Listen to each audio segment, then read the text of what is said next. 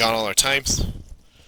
Don't worry, we'll usually combine them in the easiest way possible, but you'll find out soon that even a head-on one-dimensional elastic collision where kinetic energy is conserved is still a lot of work.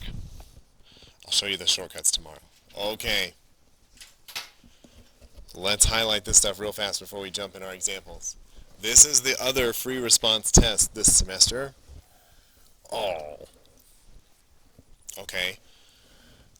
So write your equations. That's mostly to help you.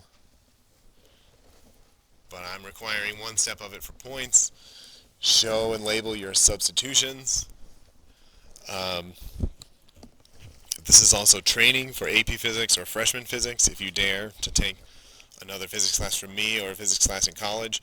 The College Board, the company that does the SAT, when they judge a physics question, if they say calculate or derive, they mean you must start with the equation they gave you on the equation sheet, and you must show every step for how that equation changes into the answer that you want.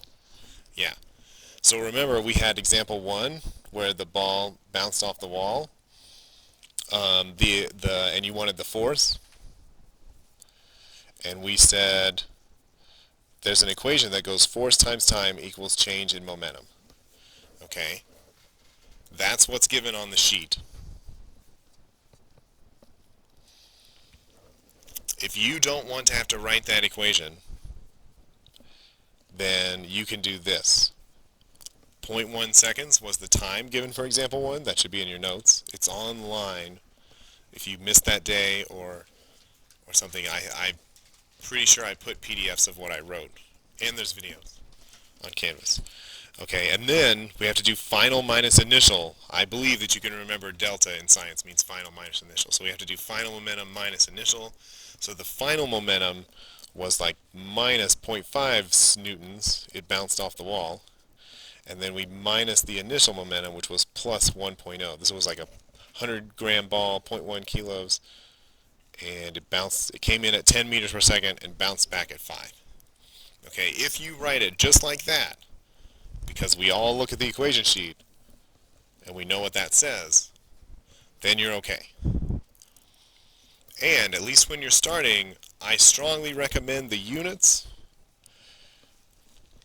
Once you're really good at this, though, you don't really need the units. I really like that because, look, this is seconds, and those are newtons times seconds. Newtons. Okay, you can check that that's kilograms times meters per second. If I divide by seconds, I obviously get newtons back. So I'm obviously solving for newtons of force. I know it's a pain to memorize the units, but once you have them memorized, they're really, really helpful. They like guide you through the problem. All of physics is almost multiplying and dividing anyway, and so no big deal. But that shows you that like that negative signs are in there correctly.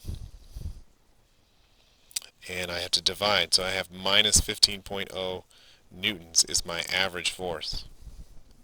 So if I plugged in correctly, there's few enough steps to this that I could just write the answer.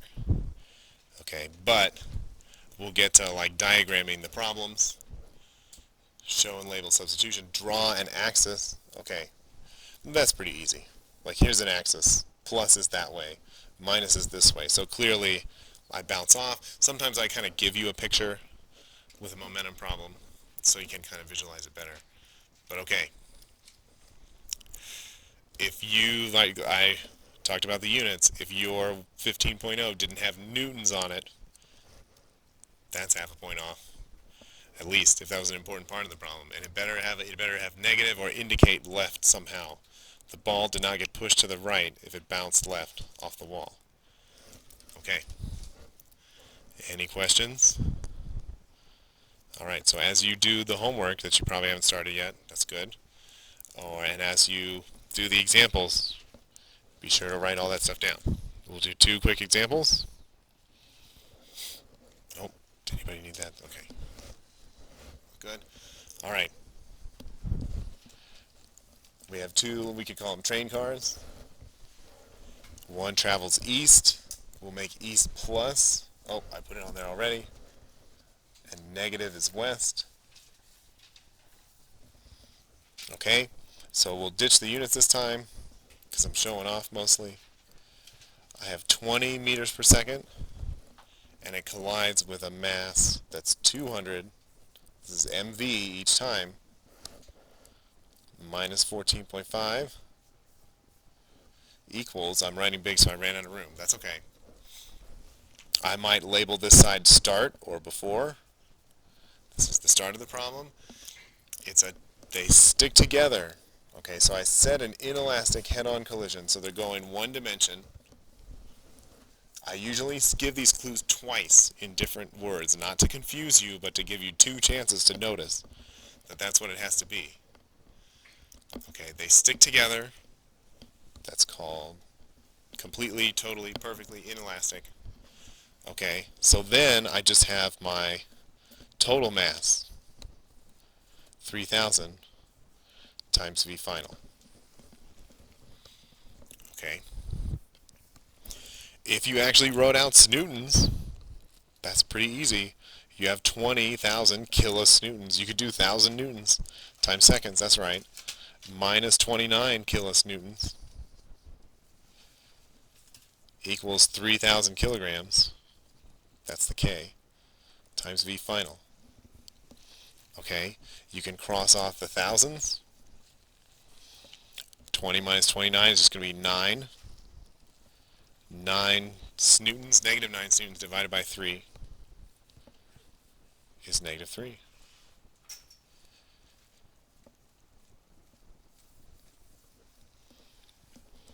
Okay, the units actually helped me kind of figure it out. Should I scroll up? Probably should.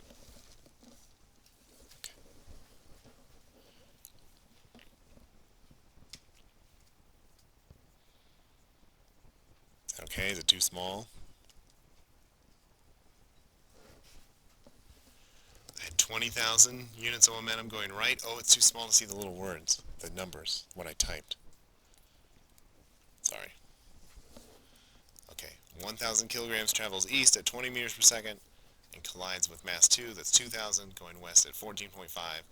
West has got to be negative, they're in opposite directions. Okay, it sticks together, makes a total of 3,000 newtons at one final velocity. So I can just add momentums, and one of them's negative.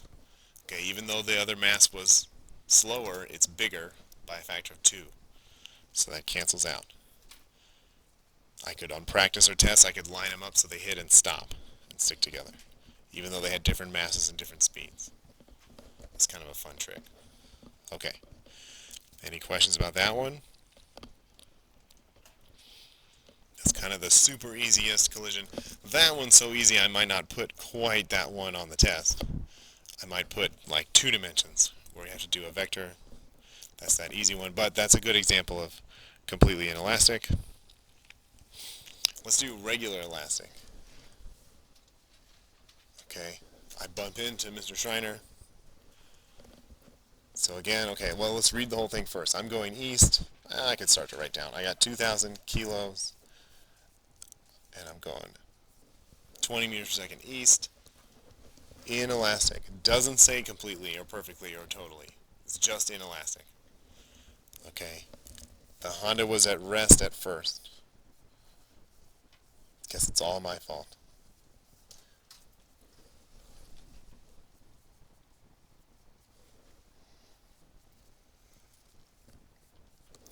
Okay. Find the speed and direction of the Honda if the Dodge stops.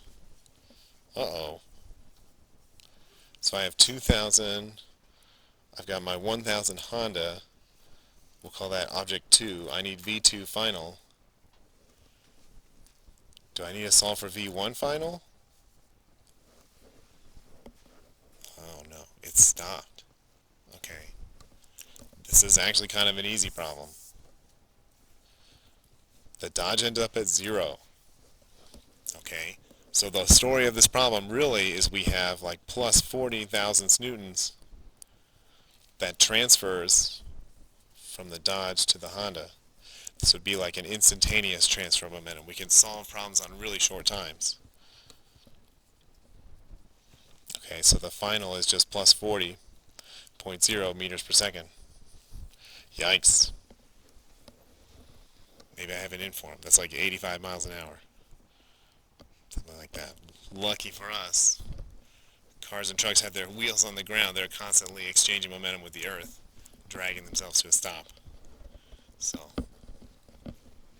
there you go. Maybe not realistic, but that's a reasonable example. Not reasonable numbers, but that's one way to treat things bumping into each other. Okay. Any questions? Comments? Okay. It's not a ton of work to show. Be prepared to show at least that much, though, and to draw pictures. Okay?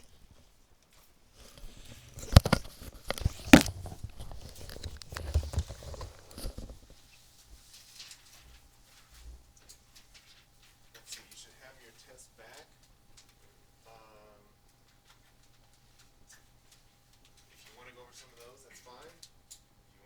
If not, then you should try those homework problems. The fifth problem, 28, starts to talk about you work out the kinetic energy. If momentum is conserved and these things bump, and I tell you kinetic energy is conserved, then what does that mean? Okay, we're all about that tomorrow. So if you kind of get up to number 28,